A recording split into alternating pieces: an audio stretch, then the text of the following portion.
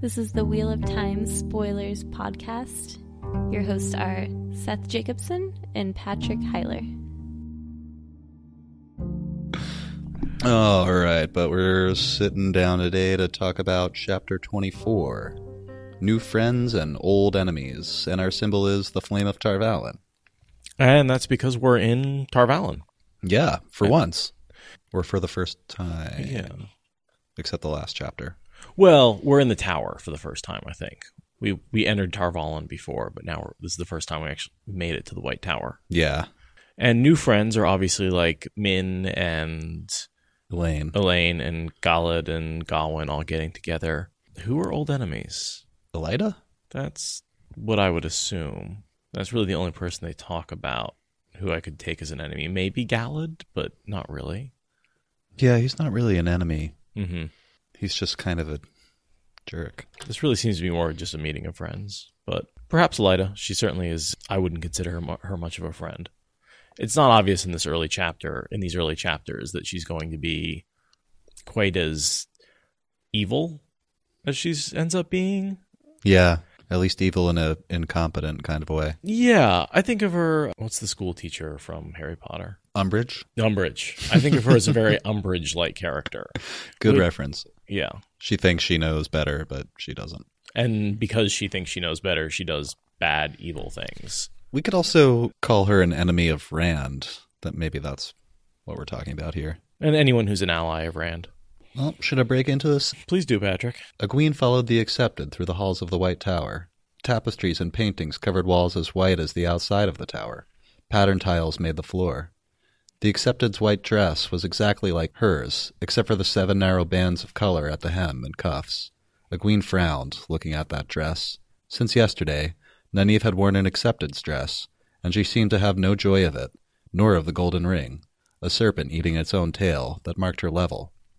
The few times Egwene had been able to see the wisdom, Nynaeve's eyes had been shadowed, as if she had seen things she'd wished all her heart not to have seen.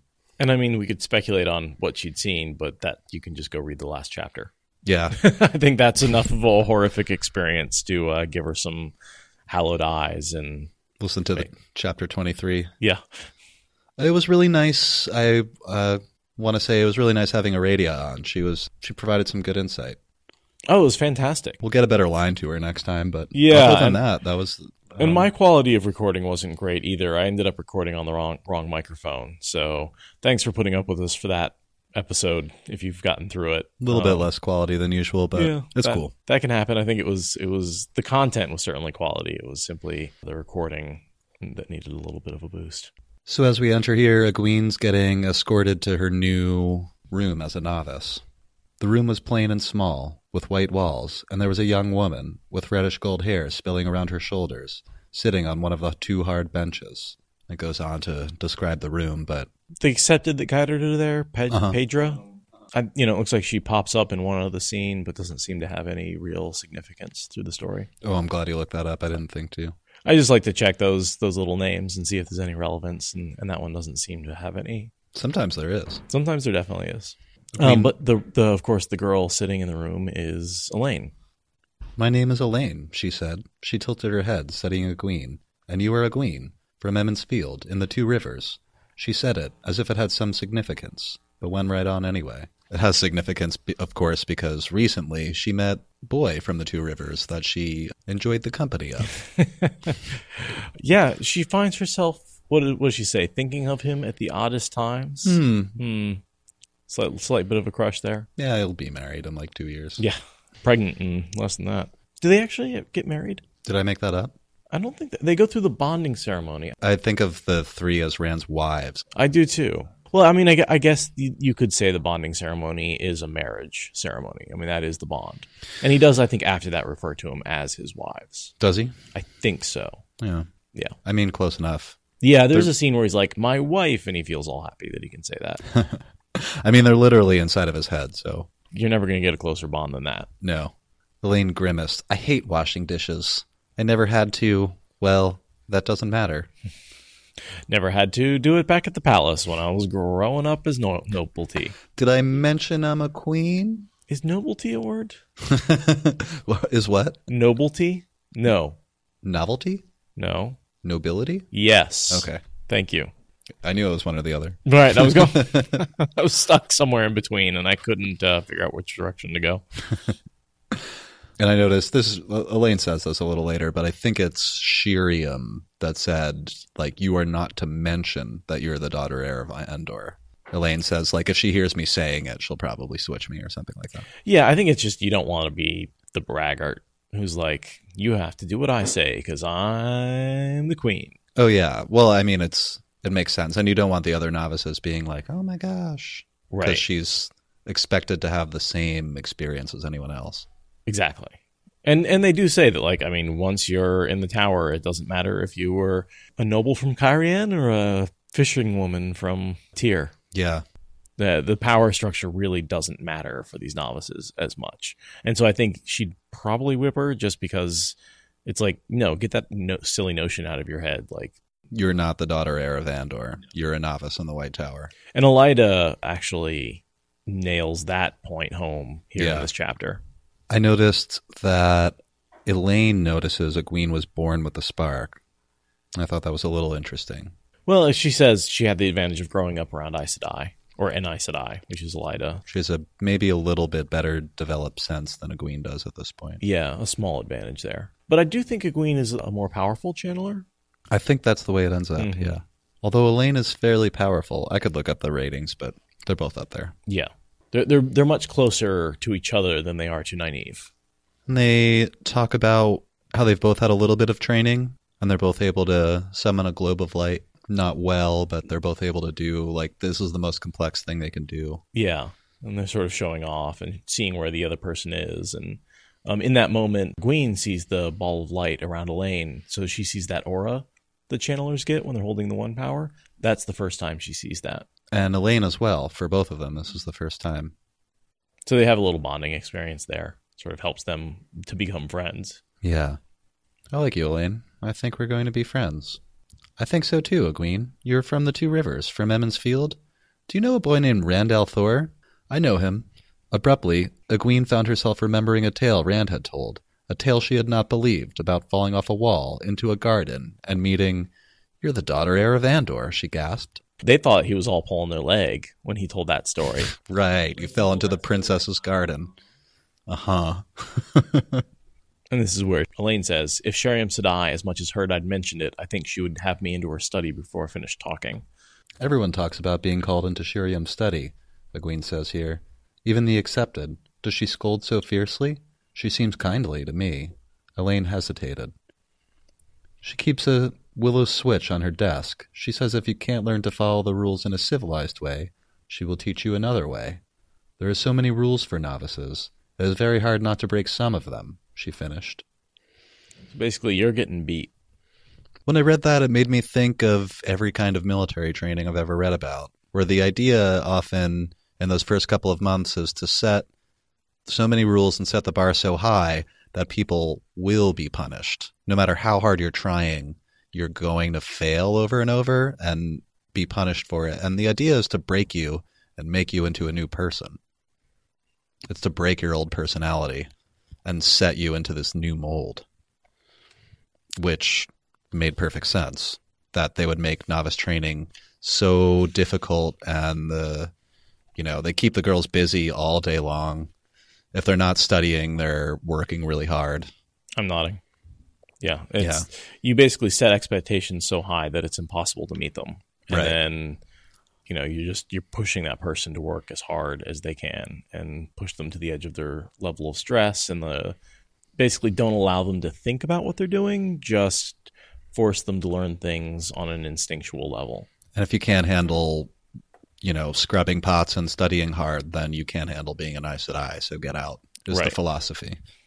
And, I think there are other philosophies that may lead to more and better Aes Sedai, but that's how they're doing weed out classes, basically, instead of having a ramp up to, success. So you can take some of those people that might flunk out of a more rigorous system and sort of lead them along to do well.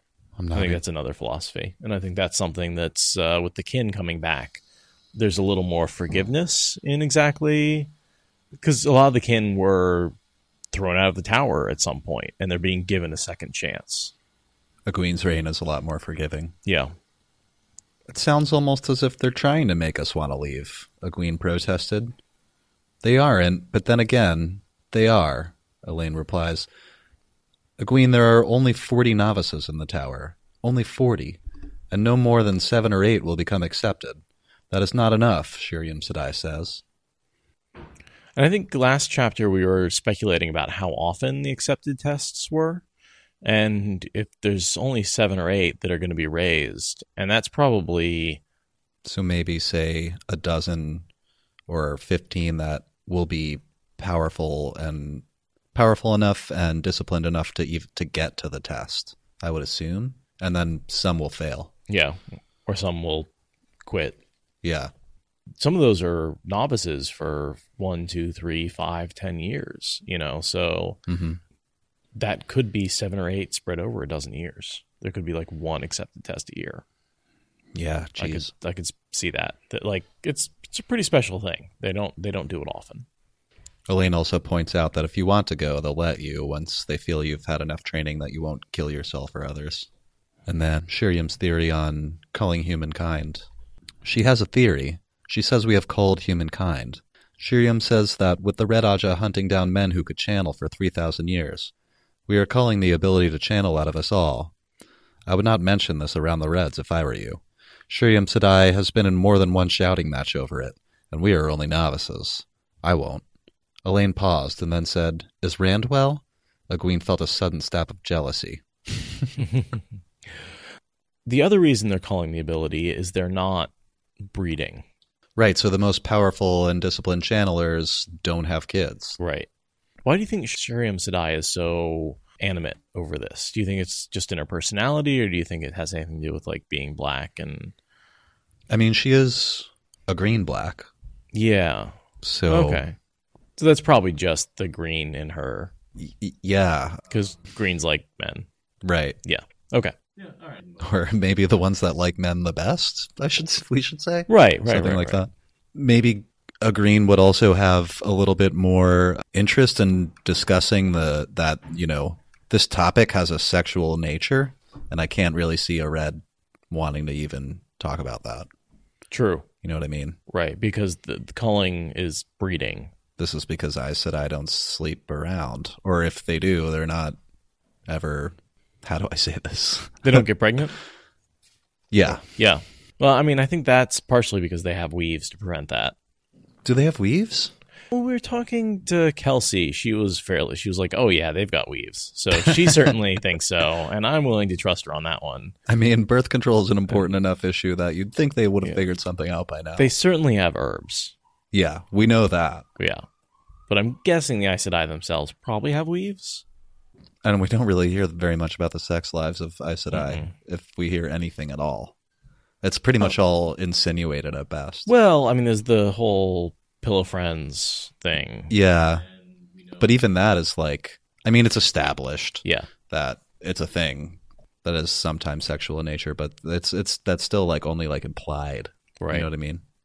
I sometimes think of this chapter as like the Harry Potter chapter. This like set of chapters, because it's the one first day in school. Yeah, exactly. Like you meet your friend. It's like Harry meeting Hermione and Ron on the train or whatever. It's totally Egwene walking in to meet Elayne and Min on the first day. Yeah. And then there's a little bit of the training montage, and like, it's sort of become a bit of a trope of modern young adult fiction. Yeah, a bit. But this particular section, starting with this chapter, to me, always felt very juvenile for the series in some ways. In comparison, it really is. And we've touched on this in the last few chapters a bit, but this phase doesn't last for very long. No. Egwene is not actually in the tower for that long. No, it only takes a little while for Leander and the show up and escort them off to Shan-Chan, thank God. I mean, I enjoy their time in the tower, not as novices, and when they come back, but here in the beginning, it's just like, I don't know. Yeah. It feels a little forced to me. I mean, novice training would make for a fairly boring story. Yeah. Sitting in classes and scrubbing pots and sweeping floors is not really great reading. like Egwene's story when she's a novice, in quotes, again, after she's the Armerlin in the tower. Yeah, that's that's really interesting. Yeah. So there's ways to do it. I love those chapters. Those are great. He was riding with some Shinaran soldiers last I saw him. Shinarans? He told me he was a shepherd. She shook her head. I find myself thinking of him at the oddest times. Elida thinks he's important in some way. She didn't come right out and say so, but she ordered a search for him, and she was in a fury when she learned they had left Camelin. Elida? Egwene asked. Elida Sedai, my mother's counselor. She's Red Aja, but my mother seems to like her despite that. And of course, Egwene is sort of like, Red Aja interested in Rand. That's not a good thing when a Red Aja is interested in a male channeler. Yeah. Elayne warns Egwene, though, not to tell Elida anything. Right. And Egwene's like, of course I won't. Elayne also mentions that White Cloaks followed her party from Camelin, but apparently they stayed on the other side of where Dragon Mount is. And we know those are the White Cloaks that Perrin encountered. Yeah, the same group. So that's Bornhald and... Carradine? No, Carradine's out on the plains right now. There was another important White Cloak character, though. Another major one. Child Byar. That's it. So him and Bornhald are sort of dodging the girls, and they're currently camped outside the White Tower in Tarvalin. There are two others here that know Rand, and I would like you to meet one of them. She took Egwene's hand and pulled her out of the room. 2 girls. Rand seems to meet a lot of girls. He does at that. There's no doubt about it. Still drawing Egwene down the corridor, Elayne studied her. Yes, well, one of them is a lazy chit named Elsie Grinwell. And we see her in Eye of the World. Yeah. She's the one who like tries to flirt with Rand, and he's like playing totally flute. Creeps him out. Yeah. And the mother like makes the girl sleep in her bed so she can't like get up in the middle of the night. Sneak over there. Yeah. And Rand takes off. And she also ends up being someone that Lanfear impersonates later. Yeah. So watch out for that. And of course they don't want them to meet her because she's a lazy chit. But the other is, of course, Min, who we meet in a second. And we like Min. Men, I dance a few dances with a nice boy, and Rand goes around looking like a dog with a sore tooth. Aram, she's referring to. The dance, yeah. But Rand's getting all this attention, I think, is what the but is. But she gets cut off. Rand's got, like, all these girls who are interested in him. But she cut off as a man stepped into the hall ahead of them. Beside her, Elayne stopped too, and her hand tightened on Egwene. There was nothing alarming about him, aside from the suddenness of his appearance. He was tall and handsome, short of middle years with long, dark curling hair, but his shoulders sagged, and there was sadness in his eyes. He made no move toward Egwene and Elayne, only stood looking at them until one of the accepted appeared at his shoulder. You should not be here, she said to him, not unkindly. I wanted to walk. You can walk out in the garden, where you're supposed to be. The sunshine will be good for you. The man rumbled a bitter laugh. With 2 or 3 of you watching my every move, you're just afraid I'll find a knife. For the look in the accepted eyes, he laughed again. For myself, woman, for myself. Lead me to your garden and your watching eyes. Poor Logain. Logain, Elayne said. And I don't really have much to say about that, other than there's gentle Logain hanging out in the White Tower. Making jokes about suicide. Right. Yeah. Because he's gentled, and that's that sucks. Not even really a joke. No, it's not pretty at all. Straight up about it. No, I'd get myself if I get a hold of a knife. Yeah. Yeah. Being gentled is pretty awful. Seems to really make people give up the will to live. Difficult thing to understand, but everybody who's gentled or stilled wants to die. And, Suan and Leanne fight against it pretty well. They find a purpose. And for a while, at least. Yeah. But who knows how long they would last if they weren't healed. Right. Fortunately, they are healed by Nynaeve. Another reason why she's awesome. Do they always have to be gentled? Egwene asks. Elayne stares at her. Egwene kind of says, why don't they try? Why don't they try doing something different? Yeah. Can we work together with them? Can we use their power? Is there any way to make it work without gentling them? And she's like, we tried for 300 years and it didn't work. Yeah. There's nothing there. And, of course, stubborn Nynaeve is the one who fixes the problem. Yeah. She doesn't give up. She keeps trying until she does. Everyone else is like, don't bother. Why are you even studying? Even Suan and Leanne are like, don't bother. Why are you studying us? This is a waste of time. Who is the first person Nynaeve heals from Logain. Is it Logain? And then Suan and Leanne. Yeah. And, with the healing of the stilling, you want to be healed by somebody of the opposite sex. Oh, I forgot about that. That if you're healed by somebody of the same sex, your overall abilities are dwindling. Whenever this comes up, it always makes me wonder if during the Age of Legends they had some, like if the Forsaken's ability to channel has been artificially enhanced. I don't think so. I mean, they didn't know how to heal stilling. For them, they thought it was as permanent as anybody. Oh, is Nynaeve the first to discover it ever? Yeah. Or at least since before the Age of Legends. Gotcha. But Logain is more powerful than he was before he was severed, right? No, he's the same. Oh. It's just that when Nynaeve heals Suan, she's not quite as powerful. Right. Think of it as you're replacing a conduit for the power. Mm-hmm. And if you're using a conduit of Saidin to channel Saidar, sort of the way Rand uses Nynaeve's channeling to control Saidar during the cleansing, she's using Saidin to channel Saidar. It's sort of the column or the spout that holds it. Whereas if you're using something that's the same, it's not going to have the same carrying capacity. It's going to stick. Does that make sense? I like that analogy. Yeah. That you sort of have like a oil and water situation with Saidin and Sidar, and they're not going to stick together, so you get better flow. Mm-hmm. Elayne takes Egwene to Min. She's sitting in a garden. She wore a man's tight breeches and a baggy shirt, and with her dark hair cut short, she could almost pass for a boy, though an uncommonly pretty one. A gray coat lay beside her, on the coping. "I know you," Egwene said. "You worked at the inn in Berlon." Min smiled. "And you were one of those who brought the Dark Friends down on us to burn it down." "No, don't worry. The messenger who came to fetch me brought enough gold that Master Fitch is building it back again twice as big." So they've met once. They say they're going to be friends. I'm not sure how often Egwene and Min actually hang out. How much they even interact. Yeah, really. They don't seem to. I mean, obviously Min and Elayne spend a lot of time together. Yeah. But Min seems to not be around when Avienda is. And that's mostly when Egwene is hanging out with Rand. That's right. In the Waste. And then Egwene leaves the Waste, and that's when Rand comes back, and Min comes back into the picture. So, and then obviously Egwene goes off and becomes the Emerald and all that stuff. "I see Shiriam has not yet managed to get you into a dress," Elayne says to Min. "I'm no novice."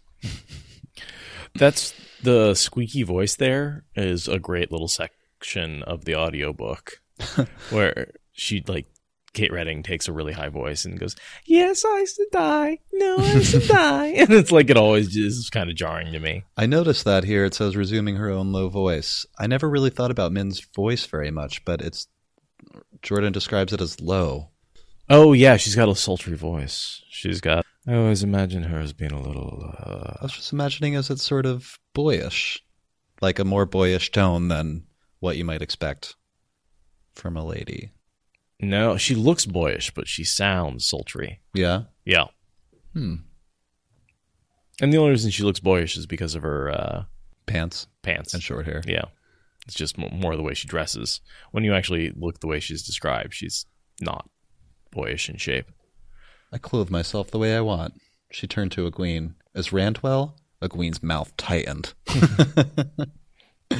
"He should wear ram's horns like Trollocs," she thought angrily.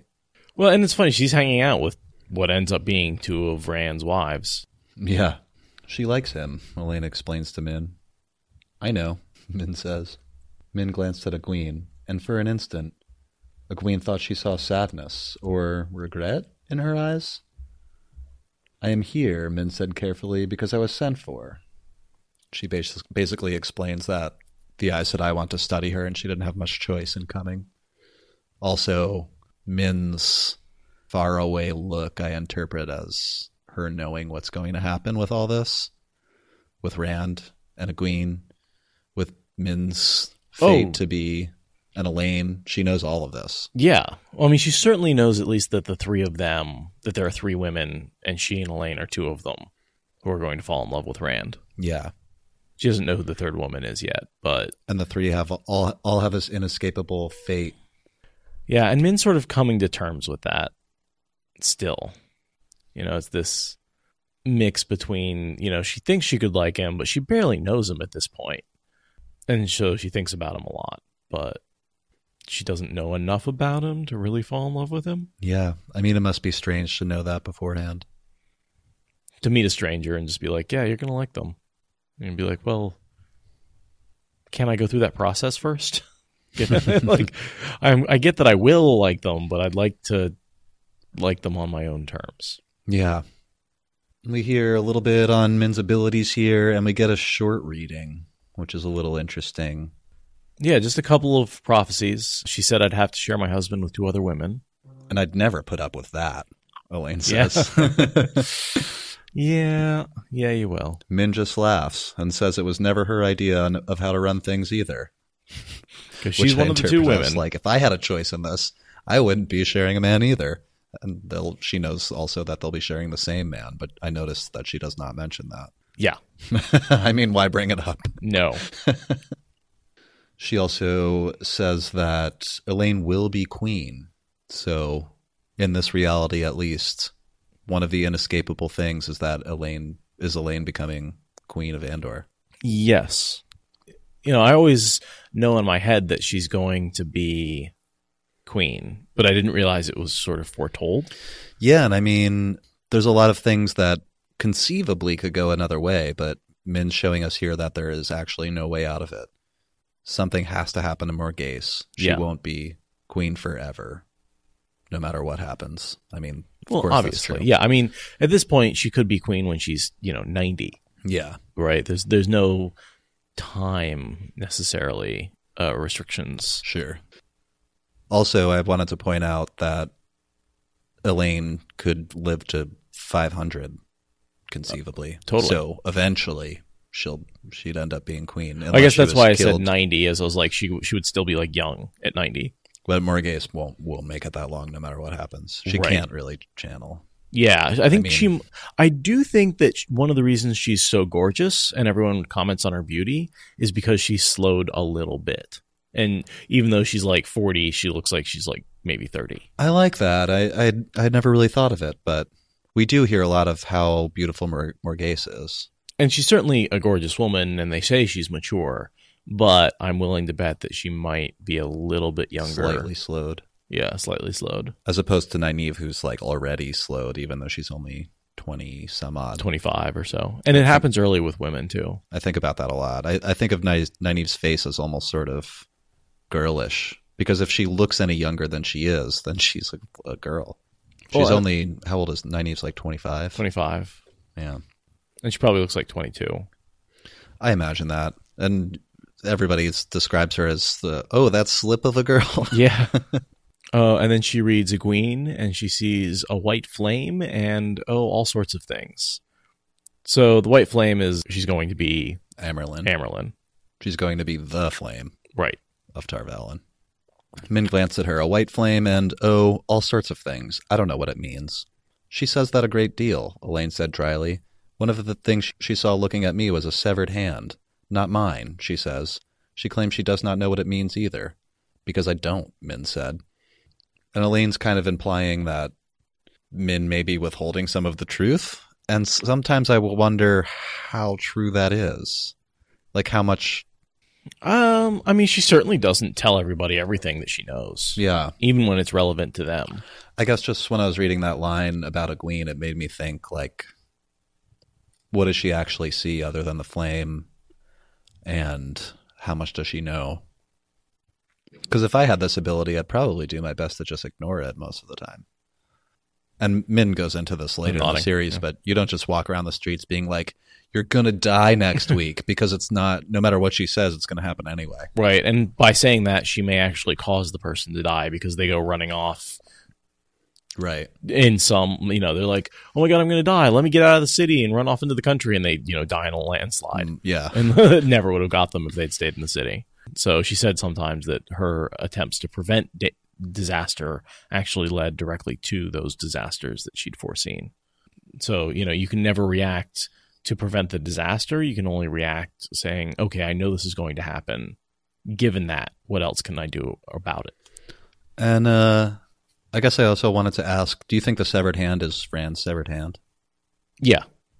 That's what I figured. Yeah. There's no other severed hand that we really see other than maybe Perrin's, but I don't see how that could relate back to Elayne. There will be a red hand floating out there so eventually, but that's not really. No. No. And one of the things I have heard, and I'm not sure how true this is, but in his original notes, Jordan had plans to do a little bit more with Rand actually getting his hand severed with an axe and having it like cauterized as opposed to being blown off with fire. Oh, why? I'm not really sure what, but I think that in some of the early drafts, he had the idea that he was going to do something a little different around the hand. Gotcha. And that's like, we also see the prophecy of a severed hand and a white hot iron. That's another prophecy. Yeah. And we never really see that white hot iron. So it's either, it ends up, you could say it's allegory for the Rand's hand, or you could, possibly say that it's one of those things that Jordan had sort of wasn't sure where he was going with it exactly. And I always thought of the white hot iron as the sword that brands him. Could be. Yeah. That's actually a good catch. I just put myself on that. I don't know if that's true or not, but that's I think as good a theory as any. A few moments later, Egwene found herself staring at the most handsome man she had ever seen. Tall and slim, but hard, he moved with cat-like grace. She suddenly realized he was bowing over her hand. She had not even felt him take it in his, and fumbled in her mind for the name she had just heard. Galad, she murmured. She's swept away by his beauty. He's very pretty. He makes me think of very anime pretty. Like when I see the dudes in anime and they're supposed to be all like sparkly and stuff. And I am Gawyn, the other young man grinned, since I don't think you heard me or saw me the first time. Who's clearly used to being outshined by his brother. Yeah. It's like, hey, I'm back over here. This is an experience I'm used to. Gawyn kind of photobombing the moment. If your duties allow, Galad said, I would like to see you again, Egwene. We could walk, or if you obtain permission to leave the tower, we could picnic outside of the city. That would be nice. Yeah, so this comes back. Do you remember my theory where I was like, I thought Egwene should have ended up with Galad, not Gawyn? Yeah, I totally wanted to talk about that here. Yeah. I think they would have been good for each other in a way, but I feel like this is kind of a moment where things could have gone another way. Because they're certainly flirting. I mean, he's like clearly interested in her. Oh yeah, he's not hiding it here. No, he's like, you want to go? Go out sometime? Yeah, basically what he's saying. Like, I just met you. You're hanging out with my sister. You want to go out sometime? And I think it's only because of Elayne's just overt negativity towards him. She hates Galad. She hates him. He's not that bad. I mean, I guess if you're a young person, if I had a brother that constantly told on me, I would be angry too. Yeah. I just really am interested in the idea of Galad and Egwene, that like if this relationship went forward from here, as opposed to her getting together with Gawyn, what that would have done to both her and Galad and Gawyn, how the three of them would have changed by the end of the series. Yeah. I was thinking the other day about, there's a scene much later that I believe is from Galad's perspective, and he's in a sword fight, and there's this moment where it seems like he's channeling. Have you ever seen that theory floating around out there, or yes, I don't buy it. No, for a couple of reasons, but I mean, I kind of do. It's plausible, and it reads that way a bit, that he may be channeling. But I also really like the idea of the Lord Captain Commander of the Children of the Light being a male channeler. I think it's entirely possible he could learn to channel, but I don't think he has the spark. The spark. Well, I mean, that's fair. Yeah, that's where I can go with that evidence, is where I don't think he's actively channeling at any point in the series, but I think there may be some evidence for him having the spark. That he could. Sort of like when that one guy sells Bail Domon, the male Angreal, and he says it feels warm. Oh, yeah. I bet that like if you gave Galad a male Terangreal, he would be like, this feels kind of warm. Oh, I forgot that. Domon may also be able to learn how to channel. No, because he didn't feel it. Oh, it was the The vendor. Who's a no-name character. Yeah. That one, Min murmured, peering after him, will always do what is right, no matter who it hurts. I like that she sees that. We assume that's a vision. I assume so. Yeah. They note particularly that he's older than Rand, which I wanted to bring up because he is Rand's older brother, half-brother. They shared the same mother, Tigraine. I am not his sister, Elayne said firmly. I refuse to be. You don't get to do that. I'm sorry. Like, that was always frustrating to me. You don't get to say you're not somebody's I'm just sibling. amused at how much she hates him. She's just seething all the time. She holds a grudge. She has no problem holding a grudge. And she's got one against her brother. Our father was his father, Gawyn said dryly. You cannot deny that, unless you want to call Mother a liar. And Gawyn being reasonable, I don't know about this. This is an unusual moment.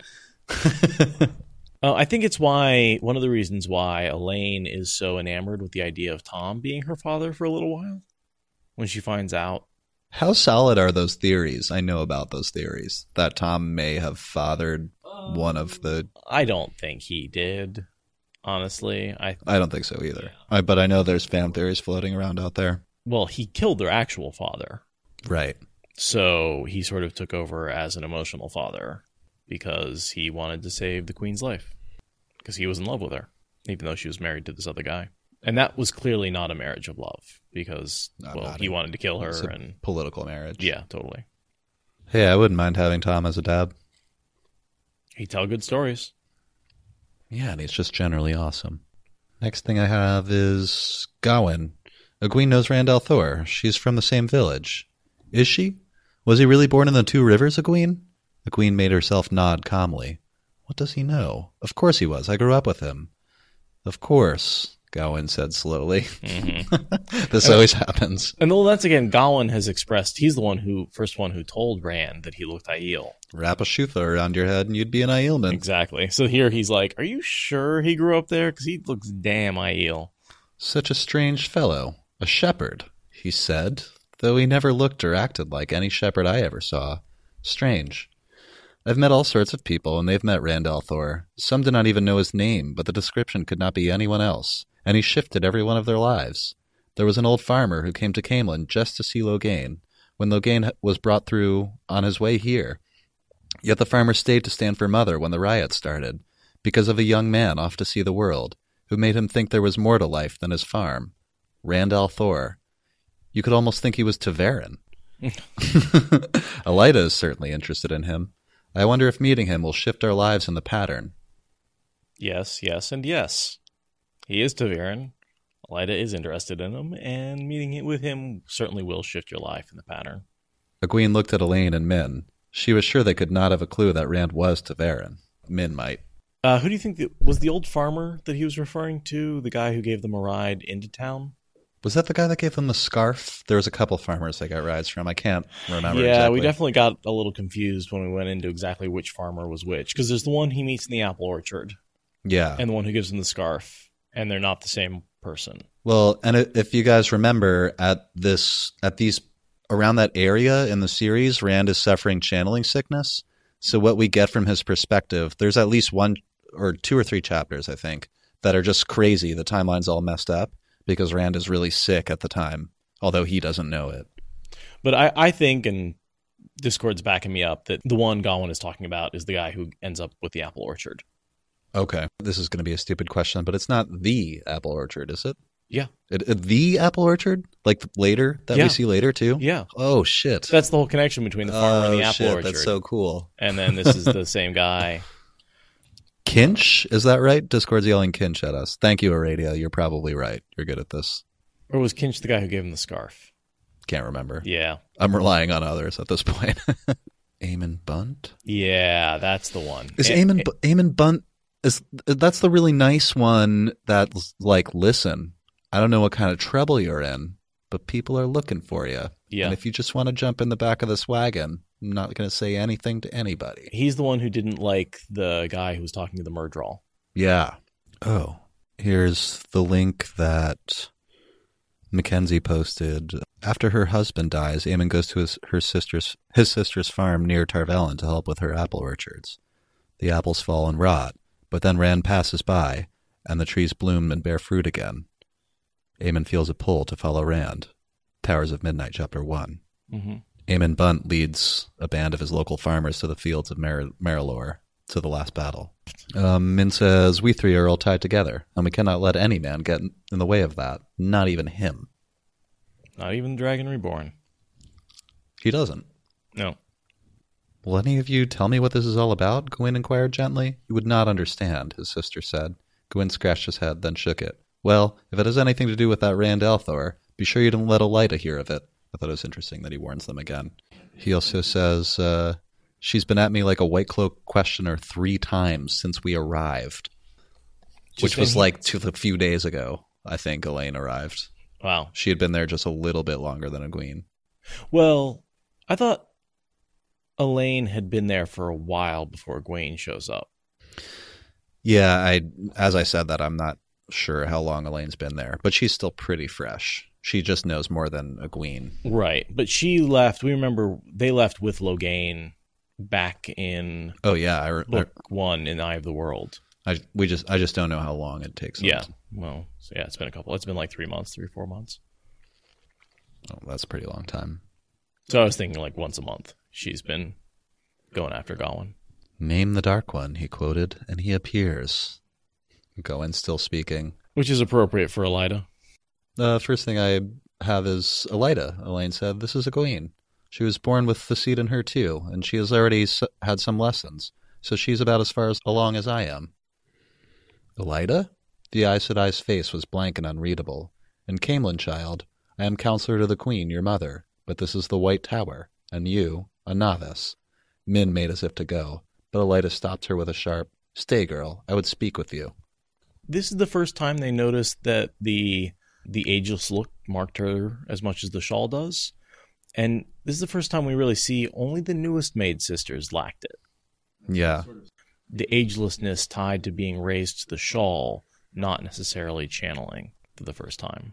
Good point. Does the Oath-Rod have any effect on the look of the Aes Sedai? Oh, it's 100% the cause.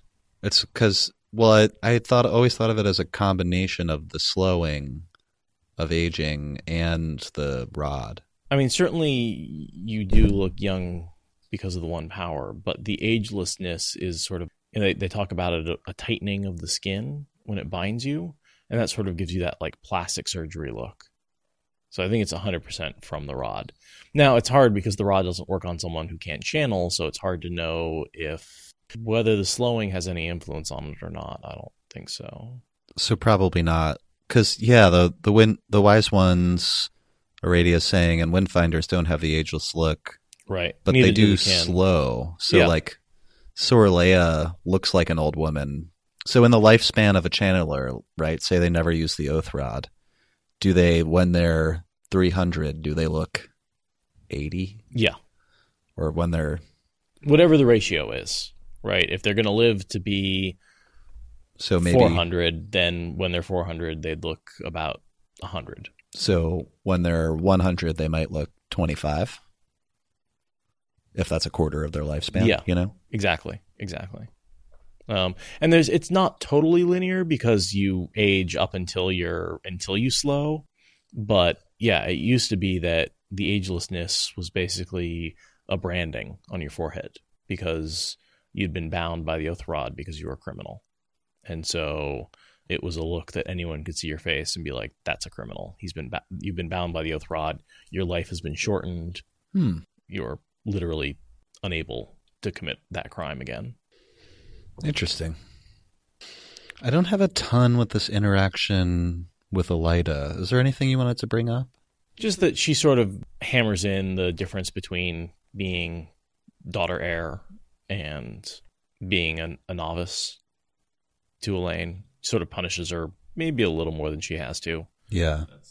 And then she kind of dismisses them and also asks Egwene a question, and Egwene uses that as an excuse to quickly leave and not interact with her. She's going to quiz Min, so she's asking Min. I heard you were brought here by Moraine. Oh, I read that wrong. Yeah. I read it as directed at Egwene. No, Egwene's actually overhearing Elaida ask Min that question. Oh, I see. And so as she's running away, basically she's sent off to her classes to or her function, whatever it may be. And then as they're leaving, Elaida turns on Min and is like, "So you." The grilling begins. Grill her. Yeah. And that's sort of the end. This last little scene is from Min's POV, so we get a little POV switch here. Min's shirt clung to her when she finally left the bridge, not sweat from the sun, but from the heat of Elaida's questions. She looked over her shoulder to make sure the Aes Sedai was not following her, but Elaida was nowhere in sight. I thought it was interesting that Min doesn't know how Elaida knows Moraine summoned her, because I don't know either. So, my guess, she lists 3 people that know. Mm-hmm. Min, Moraine, and Shiriam. Well, Shiriam. Min didn't say anything. Moraine didn't say anything. That leaves Shiriam. And who would she pass that on to? The Black Oddjaw. Who's in league with Elaida? Alviarin. Alviarin's the head of the Black Oddjaw. So I think she's totally being fed information from the Black.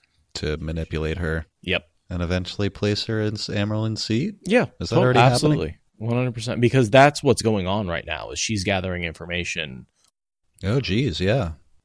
I think it's definitely starting. Whether she's trying to actively overthrow it or whether she's like just sort of gathering up information. And ever since she met Rand, she knows something's going on. She had that foretelling, something's at the center of it, and she's been making inquiries. Yeah. Oh, there are definitely known Black Oddjaw in her group because, I mean, there's a Forsaken in her group. Masana, we know. Who is, we'll see as Delana at that point, but it's Masana. Shiriam is there. Alviarin is there. Danella. Oh, Danella. Who is Delana? She is the Aes Sedai that Halima is attached to. Also black? She's black. Doesn't she do stuff with Grandel later? Greyaja, Sitters of the Saladar Hall. She's also black. Arengar poses as her secretary later, Halima. I associate her with Grandel in the when Darth Rand torches the whole castle, Natron's Barrow. Mm-hmm.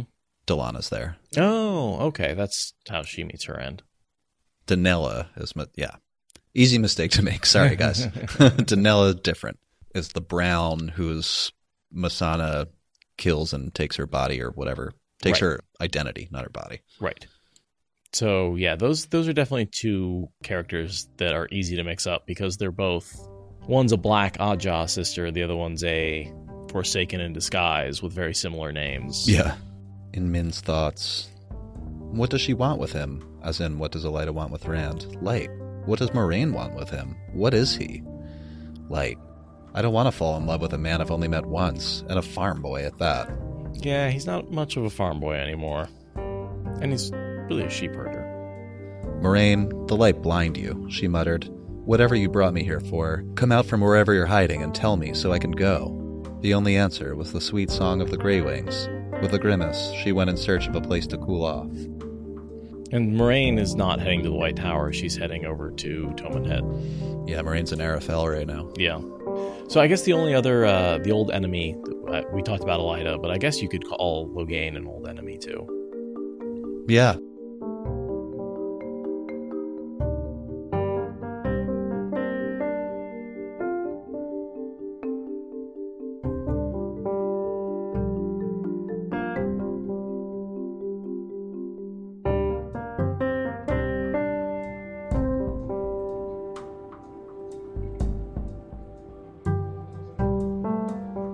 Two girls, one Rand?